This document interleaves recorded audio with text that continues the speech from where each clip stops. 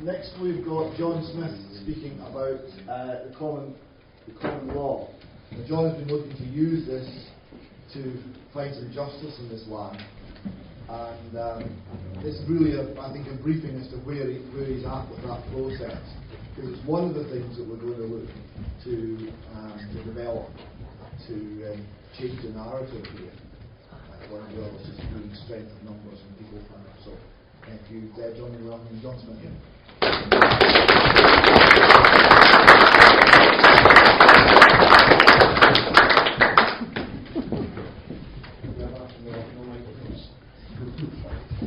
see a microphone, I think, in a karaoke. I'm not on that. Is there a sound show going on? Oh, never mind. I've prepared some notes today just to put on. Unfortunately, I've never been involved with abuse before. I've never spoke to many survivors of abuse. I'm grateful for being given the opportunity to appear today. The reason I'm here predominantly is to speak about an alternative approach to resolve things. It's headed a common law approach. Well, what I'm doing is taking you back to the situation that was hundreds of years ago in this land. Now, I'm going to skim through loads of subjects. Unfortunately, some may understand what I'm saying, some may not follow it. But you'll see from the slideshow the difficulty I've had recently dealing with the legal system and the authorities, and the approach I'm taking to try and address that and overcome it. It's getting back to basics. And unlike David just finished off his chapter now, which spoke when he was, he said that he didn't want to go back. Well, I've been dealing with this for 16 years. The last thing I want to do is go backwards. So there's 16 years, and I'm not taking another 16 years, excuse my French. There has to be a way to resolve this. The way that I'm putting this together is I feel it's time that people got together, this is put their way together and start taking on the system. Unfortunately, when I started off this road, like everyone else, I started going to see the daily solicitors, dealing with MPs, MSPs, and all that stuff. Waste of time. Completely. You have an option here to take on, but unfortunately, I see you standing alone just now, taking on the establishment. I'm getting people now to help with what I'm doing, and over the last 6 months or so, I've had quite a lot of help doing this. We have a method for proceeding with, and we hope in the near future that we actually can get results now. We came basically taking on the system, and I keep coming up with a phrase. It's the phrase that we use here is no substitute. It's a phrase I come across. It's a Latin phrase. Don't speak Latin, not in which says never will the t-shirt. It literally means retreat. If you can't beat them in their sandpit, in their play box, you've got to take them on and think outside the box. So basically beat them at their own game. So what I'm doing is I've used something as is for the process with a commercial lien. It's been tried hundreds of times in the UK, and everyone runs them, and the process is simple to do. It is for addressing a wrong that's been done to you, but you get up to the perfected lien, and then it dies a death. Nobody actually gets a settlement from it. So when I actually read about this and learned about it, I thought, no, we've got to start here. There's practically a way around it. So I sat down, thought about it, and we think we've got a way around it. But what I'm going to do is tell you a little bit about the story just now, what's happened recently, highlight what's going on, and I'll give you some of my thoughts about the justice system. It's a great bit, so I get to have fun now. Everyone's been dealing with the justice system. I'm not predominantly speaking about the Scottish system, that applies throughout the UK. As far as I'm concerned, they're corrupt. A waste of time, and I'm not fit for purpose. Literally, what I've said here, this is beneath the translation, this is we cheat. What we've got to do is we've got to beat them out at their own game, using their own rules. So go to the next slide, please. So you only got. What I've done, I'm going to address one or two things. Now, people may not understand is that within the country, the system is rigged, and is literally rigged from birth. There is such a thing which is a legal entity that not many people know about. I've came here, I says, haven't introduced myself properly. I respond to the name John Smith. Right? I've been called many things before, but I will answer the John Smith. I'm not a legal entity. I'm not a free man on the land. I don't classify myself as a sovereign. I'm basically just a man. Flesh and blood, that's it. However, at birth, your parents actually applied for the legal entity when they registered your birth. They've done so, basically, when they filled out a birth certificate, the government created a legal entity for each and everyone with a birth certificate. Now, what that does, your parents actually thought they were under an obligation to do so. So what the government do is they take that legal fiction and create that, and they basically raise money on it, and they control your life. They've taken unknowingly jurisdiction away from you. They control everything. If you look at things like your bank cards, your driving license, passport, they give you the name, Mr., Miss, Mrs., whatever. They then give you your name, and it tends to be all capital letters. So again, these are the things they use. When you go into court, if you go into court, you go in as a Mr., a Ms., a Mrs., or whatever. You go in as the legal entity. If you go in as a man, a person, a real person with arms and legs, you breathe, they won't speak to you. They're not interested. They can only deal with a legal entity. So basically, when you go in, they try various things to try and trick you when you enter the court by claiming jurisdiction. If they get jurisdiction, they have control and they can do whatever they want. Now, sorry, can I get the next one? This one here, I pointed out, the government actually trick you into becoming the legal fiction. Once you actually accept it, unknowingly or not, you're actually bound by rules.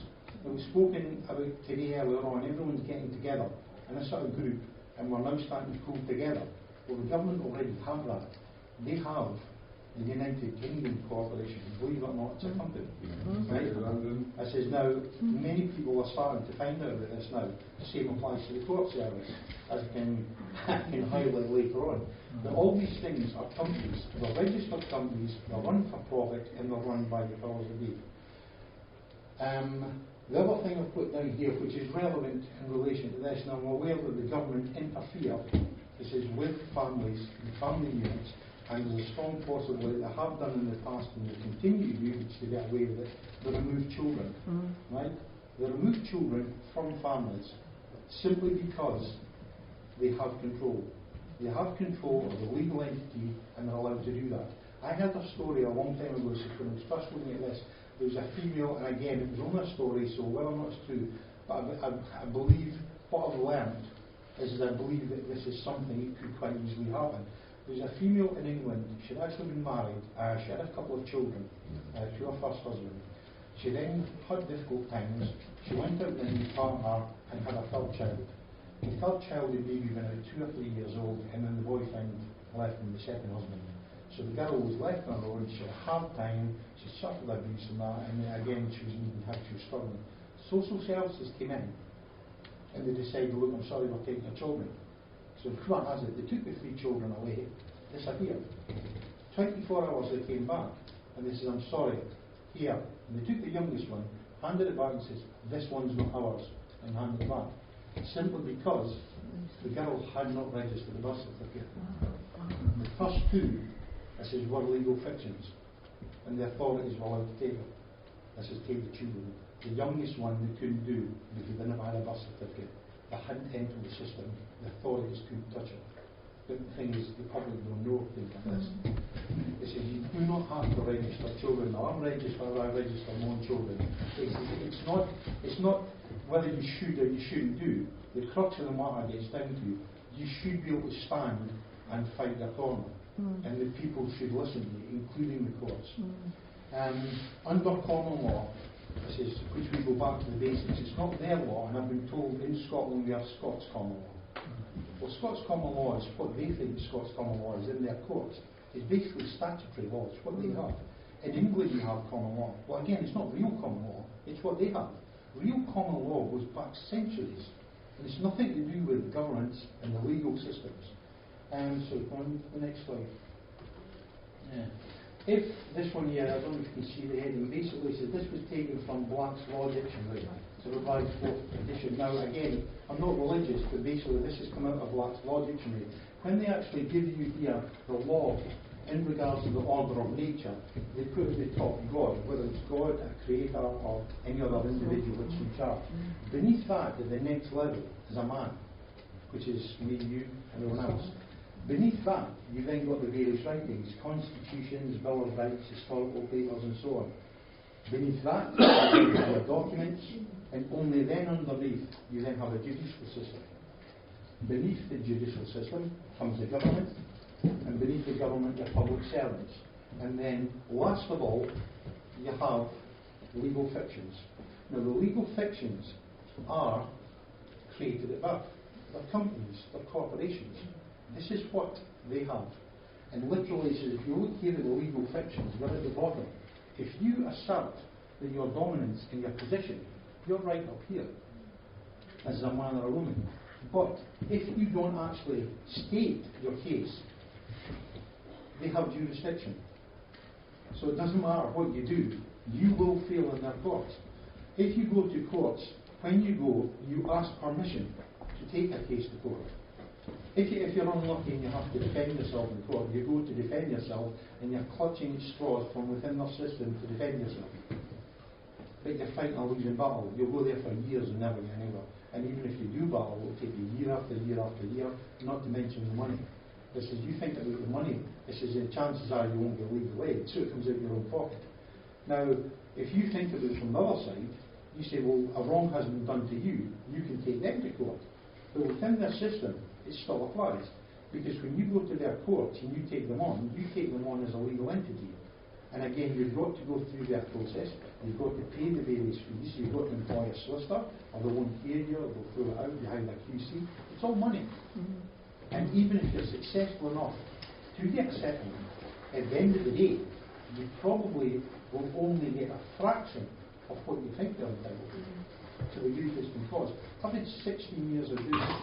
It says, and literally a couple of weeks ago, which I've highlighted later on, I was evicted from a house I owned for 9 years.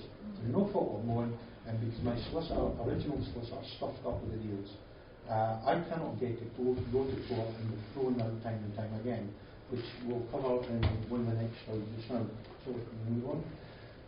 Judicial system, we've been through. In this country, we do not have a judicial system, right? It's my opinion, you may disagree, but from experience, we don't. The court system there in this country, whether it's anyone, anywhere in the UK, is only there to protect the establishment. It's not here for the people, right? So this is, whether or not this is a wrong thing committed, or you're a survivor of abuse, or anything else, it's not going to happen. If you're very lucky, you may get a token payment out once in a blue moon, somebody gets a small payment. The majority of people will never ever be compensated for what's happened, which is disgusting. The system that they have just now is not set up to ensure justice. If you think courts are about justice, you're just on a different planet. It just does not happen. The Scottish Court Service, which I can confirm, and many people, some people don't know, more and more people are starting to find out that when we mention the legal entities, the Scottish Court Service is a legal entity. It's a company. I actually went to court recently, and again we'll go through the process shortly, some of the things I've dealt with, but I stood up in court and caught the Sheriff Principal and appealed me out when he actually lied and told me it wasn't a company. After which I then produced a company account. Sorry, we can get the next one. I've actually put up here, now the heading was used, which the like used in the legal system. Ignorance is no excuse. So if we use that terminology, we now look at the question beneath that. So what kind of justice do we have? Well, we don't. It says, but if you look at the individuals I've dealt with over the last few weeks, it's been going on for years. But in relation to the latest carry on, as I've had in court, I started off with Sheriff Buchanan, who's known to many people as is in Aberdeen, and obviously this is because of what's going on. Sheriff Buchanan dealt with me, and I wasn't actually at court.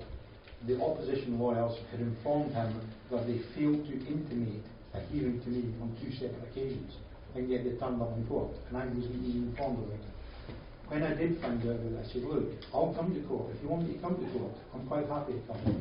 I need 7 days because I'm out of town. Give me 7 days notice, I'll appear, not a problem. That was it. So the sheriff had turned round and says, look, you have to give intimation, give it by sheriff officer this time. So 7 days before a hearing, intimation was given, not to me, to one of my parents, who won't touch court papers because obviously what I've dealt with. She signed and says, look, I'm sorry, John's not here. He's not here, he'll be here on Monday, can you come back Monday? This was on Thursday. They said, no, we have to give it just now, today, it has to be given. So she signed for the paper, took it, it was just left there. Monday evening I came back to open the papers to find out I was in court first thing Thursday morning, so I had 2 full days notice. So bearing in mind that the opposition lawyers hadn't even informed me of the first 2 hearings, I contacted the sheriff and said, look, I'll court and said, look, I have 2 days notice, I'm quite happy to come, given the circumstances and the fact that I wasn't intimated, I didn't receive information from the first couple of hearings, look, can you defer this for a week, 7 or 14 days, and happily come to court? I'm not in town, I have to get the paperwork and everything for the case, it's only 2 days, it's short notice, I'm not going to appeal. I also submitted a letter asking for further clarification. This is a lawful notice given to the court, which they've ignored, which puts them in dishonour. So that's another point to mention. But having done that and put in this and said I couldn't attend, I found out a week later they went ahead in my absence and granted a decree against me. This is which I'm now dealing with. I went to the sheriff principal only to be dismissed because he told me, he said, well, what's the problem here? I said, look, I never got the chance. First of all, you don't have jurisdiction, which I didn't give them. So I'll point to the various things. He dismissed me and said, look, I'm not interested. So my appeal wasn't successful. I then had to go to the Right Honourable, it was Lee Dorian. I said, now, having went to her just now, I never even spoke to her. I submitted paperwork to the court. When I submitted the paperwork, it was just dismissed. Because I was a party litigant, she wouldn't allow me. Now, when we look at the original quote at the top, ignorance of the law is no excuse. On that point, if you look at the next slide, I'm going to go through some of the things that happened in relation to the latest issue. In terms of engagement, when you actually go to a court, believe it or not, you actually are engaged in a contract with the court. I submitted a lawful notice to the court. By rights, they have to respond. If they fail to do so, so straight away I strike one against them. Now, the next one, the services that they offered were refused. When you get a letter from a court or a summons, it's only an offer to attend. That's all it is. It says, if you don't want to attend, or you don't require the services, politely tell them to F off. I was polite. I didn't tell them to F off, but I sent a response. I said, look, your services are not required for adjudication, simply because there's no dispute here. So I put forward this, submitted it, he ignored it. The next one, no consent was given. Now, within their court system, this is not common law, this is their system. Within their system, for them to adjudicate and deal with parties, you need the consent of both parties. I quite clearly stated that I did not consent to this. Right? No contract was established. By contract, I had stated clearly in writing, I do not have a contract with you. They are a legal entity. They're a business, they're a company. They cannot conduct any business at all without a contract. I do not consent to that, which means that they cannot do anything. The next one, I claimed common law jurisdiction. I said, look, if you want me to come to court, I don't have these things, you're in dishonour, but I'm also claiming common law jurisdiction. Not your jurisdiction, not your rules, not your court rules. I'm going back to common law jurisdiction here. He says, so therefore, that's where I stand. They ignore that. Insufficient information was given, and again, the DP was issued in my absence. Now, as standing as a man and not a legal entity, that was ignored, which I've covered. It says, the judgment rendered by the court, any judgment, immediately becomes null and void, because there's no consent there. The next one, once jurisdiction is questioned, immediately the trial is halted, because it says, if they cannot establish jurisdiction, they cannot make a decision. Now, if you query it, it must be established, but not by the guy sitting in front of you, the sheriff, whoever it is. It has to be independent and it should be established by another person. So once you questioned it, and I did question it, they just ignored it and continued. Again, for the courts to adjudicate, they do need the consent of both parties. Next, please. Authority, I'll flip to these here, it's the same things again. Authority, they can only deal with legal entities and not with real people. Both the sheriff and the sheriff principal highlighted, both have acted beyond their powers when they dealt with this. Now, I'm not actually telling what I'm telling you, I'm saying this is what happened, but at the end of the day, given what I've gone through just now, you form your own opinions. In my opinion, they're backing up the order. They both are guilty of an abuse of power and also a failure to exercise an administrative discretion. Again, the court has acted with a bias against me, while also assisting the opposing solicitor, and therefore depriving me of the right to justice. The sheriff principal knowingly misled me in relation to company status because I specifically asked him, or I stated that I didn't have a contract with the company, and he says, no, we're not a company. He says, I'm not a company. I said, no, the Scottish Court Service are a company. He said, no, we're not. I said, no, I'm not asking, I'm telling you the Scottish Court Service are a company. He says, no, we're not. I said, right. In your official capacity, you're sitting here just now, I'm informing you the Scottish Court Service is a registered company. Can you confirm that? He says, no, that's definitely not the case. We're not a company. He says, oh, well, that being the case, here's the company offence. The office is colour, everything. So he can give me that. Where do you get that from? So it's done in Bradford. So I passed it on to him.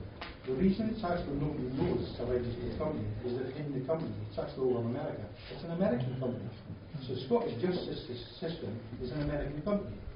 They've hid it, nobody knows it. It's registered over there. I don't have a contract. And as soon as you no, that's not right. No, I'm not accepting that. By the way, he says, your hearing's unsuccessful. Right, he's closed. You left and that was it. The sheriff principal also refused to accept commercial legal process I've run, which is an internationally recognised lawful process, lawful judgment and a deep case of I wrote to the chief constable, just to wind them up. Basically, he said, the chief constable for Police Scotland. Now, basically, the officials I'm dealing with, there was a sheriff, the next level, sheriff principal, the next level, the court session, Lady Dory. She's got 3 people here. I says, are all ignoring the law, their own rules, and making decisions which are wrong. So I wrote to them, contacted me 6th of June, still waiting for a reply. I've been on, and she says, look, can you give me any feedback? No feedback. We'll look into it, and that was it. Nothing else. I asked for a crime number. They won't give me a crime number. Because if they give a crime number, it goes on to the figures. They don't like that. So they have an instant number. I said, no. I want a crime number. No, we're looking into this. I said, well, if you're looking into it, you're investigating, it's a crime. I want a crime number. No. Right, well, what I'll do is here, you give me an instant number. As far as I'm concerned, therefore, that has now become the crime number. I'm going to reference that for future reference. And that's it. So I've got a crime number which I took. Despite crimes being committed, no action so far has been taken against them. Surprise. Again, please feel free if you wish to email any comments to the Chief Constable yourself directly. But again, this is, given the fact it's taken a month and you cannot reply to an email, I've got my doubts about the education levels, as is for Scotland, of the ability to read and write, that they can't respond to a simple email. Common law, this is, if we take a different approach now and come out of the system, common law is literally, it's all down to the people. Simple things, do not cause anyone harm or loss. Basic, this is, do not breach the peace, and do not use mischief in your contracts, promises and agreements. That's basically what common law boils down to. Right? Common law is basically the law of the land. It was set up hundreds of years ago, before the courts were set up, before the kings got involved, before the lords, the barons, everyone. It's basically down to people. What's acceptable by the people was established by customs and traditions of land dwellers, as in peasants, people. Parliament actually has no say in common law, believe it or not. They're actually bound by it. They won't admit it, but they are bound by it. The only laws that Parliament can create is actually out with common law. It's the land of the waters, or admiralty law. Now, this is what they've done, and it's basically all down to acts and statutes. If it's acts or statutes, it's their system, it's admiralty law, land of laws, forget it. The only thing about this is, for them to apply any of this to you or to enforce it, they have to have your consent. They trick you. If they do not have your consent, they cannot apply it. They cannot enforce it. Simple. You don't consent. Next one, sorry. Put up a few points here. A man can no longer be judged by persons. I say persons being legal entities, court system, things like that. You can't if you stand your ground. The man has a right to be judged by equals in their own courts. And individuals are held accountable for bringing false claims against the man. So obviously, this under common law, this is how it works. An accuser must also verify under oath or affirmation any charges that we make against a fellow man. Simple, straightforward. Or a woman. Or a woman.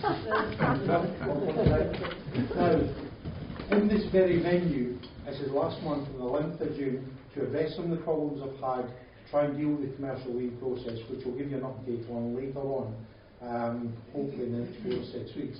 We tried to take on the system here, and we established a common law court in this building here. It was set up by the people as at my request. I convened a court. Members of the public were here. We selected the various officials. We appointed a jury, 12 members of the jury. I was delighted that they all gave their time to come. We sat down and basically I presented them with commercial liens which had been run for wrongs against me. They got 4 liens. They had to look at the paperwork, examine it, see if it was conducted correctly. If it was conducted correctly, I then requested decrees from the court for enforcement. They did issue the decrees.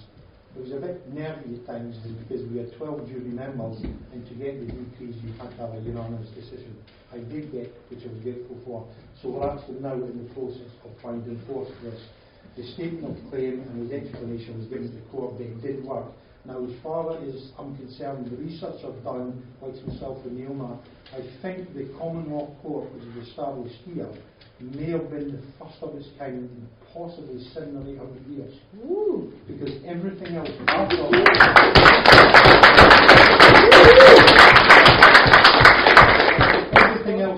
that has been done by the powers that be. The authorities, the kings, the lords, the barons, whatever. They control everything. They have the sheriffs, the court officials, they have the system, they operate. This was run by the people. It was all people, it was just members of the public, fellow men and women, came here, dealt with an issue. So they have the power. Now what we need to do is we need to be able to enforce this. So we can go to the next one. I've looked at it. This is okay. It's the first step in the process. I believe we may be close to getting this right. I think if we give us 6 to 8 weeks, we might be able to get over the hurdle. But the common law court is only good if we can actually enforce decisions from the common law court.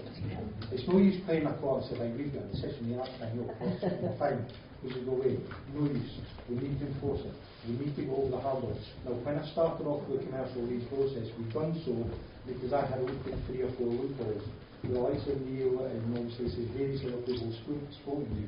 I says, Sakaya Broad, Alex, and he's quite regularly, even David. I said, we sit and look at loopholes just now, but there are ways around it. We've got 3 or 4 ways to take on the authorities using the wrong rules, and hopefully we will do that. If we can go over here, it's something that everyone can use in future. The one thing I will say just now is when I got the decree here from the court, I had to speak to a couple of police officers. After trying to take it into a sheriff officer in Aberdeen to enforce, I was told that they wouldn't touch it, and it was a week later, I got a phone call from a PC saying, I'm sorry, we've just been informed you're passing off fraudulent documents. I said, no, I don't think so. He says, yes, we've got a fraudulent document here, we've got a copy here. I said, oh, you've got a copy of it? I said, no, not fraudulent, they've been issued by a court. Right, okay, fine, we'll accept that. We'll have to look into it, but we'll accept it. And that was it. The other police officer I saw, I actually stuck in front of his nose. He confirmed that it was a lawful document. He says, yeah, fine, okay, yes, it looks like a lawful document. And that was it. But obviously, I'm dealing with this just now. I think we're just about there. Sorry, I forgot this. Last couple of slides, fire through quickly. You've got an option. Restore our justice system, right? Remember, you don't have to give jurisdiction to these people. These people, the authorities, I'm not speaking of actual men and women, I'm speaking of legal entities, government, corporations. Technically, you can't because it's treason. Sorry? Well, because they're committing treason, if you were gaining jurisdiction, you commit the same crime. So you're supposed to do it. So basically, just don't give jurisdiction at all. Claim common law jurisdiction. Do not consent to their services. Just tell them no. You're not required. If a court lacks jurisdiction, it has no authority, and any judgments rendered by its courts are void, which you can actually do, which I'm trying to do, and I'm a logo back this week. The last one is this is just a logo for the court. There's a website there for the court. Everything that happened in the court, the names of the individuals there are all listed on the appropriate paperwork and kept as official court documents. They're not on the website, we don't do that. But there are copies of all the relevant papers on the website. So you can actually go onto the website, look to see what happened here, to see how it was conducted, and again, there's also an email address on the website as well. If you wanted any information or you think it may be useful in the future, I said by all means feel free to do that. I think it's something we can do, but I think unlike just having one here, the speakers before have spoken about pulling together. I think that you need to do this throughout the UK. You need just not one court here, it has to be elsewhere. I'm thinking just now of getting one in England to try and overcome something, a hurdle. I said that I think it's something we can go over and do. If we can get the first one over the line, then it's open season. Everyone can use it. It may not compensate you fully for what's happened to people, but it at least gives you a way to address wrongs that have been done. Okay?